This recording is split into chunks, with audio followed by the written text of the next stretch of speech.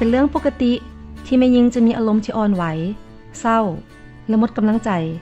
หลังผ่านการรู้ลูกแต่จงจื้อไว้ว่าเจ้าบ่ได้เป็นเพียงผู้เดียว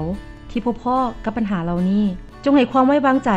ในเพื่อนที่เจ้าเชื่อถือได้หรือสมาชิกภายในครอบครัวและเจ้าบ่จำเป็นต้องรู้สึกอับอายกับเหตุการณ์ที่เกิดขึ้น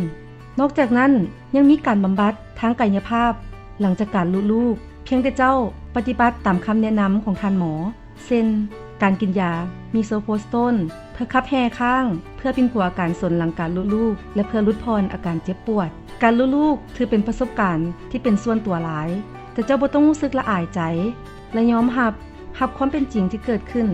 ซอกหาสภาพแวดล้อมที่จะมาสนับสนุนในกระบวนการฟื้นฟูของร่างกายและหาความช่วยเหลือในการรักษาเพราะเจ้าบ่ได้อยู่คนเดียวและเมื่อใดที่เจ้าพร้อมแล้วเจ้าจะสามารถมีชีวิตที่แข็งแรงและยืนยาวได้อีกครั้งกระบวนการเบิ่งแย้งหลังการลุลูกมันมีความสำคัญหลายดังนั้นให้เจ้าปฏิบัติตามคำแนะนำของผู้ให้บริการด้านสุขภาพเพื่อการบำรุงรักษาและพักฟื้นทางกายของเจ้าสำหรับข้อมูลเพิ่มเติมและแหล่งข้อมูลที่เกี่ยวข้องกับการป้องกันการลุลูกที่บ่ปลอดภัยการปิ้นปัวหลังการลุลูกและสถานที่ให้บริการใกล้บ้านท่านสามารถกดลิงก์รูปนี้เลย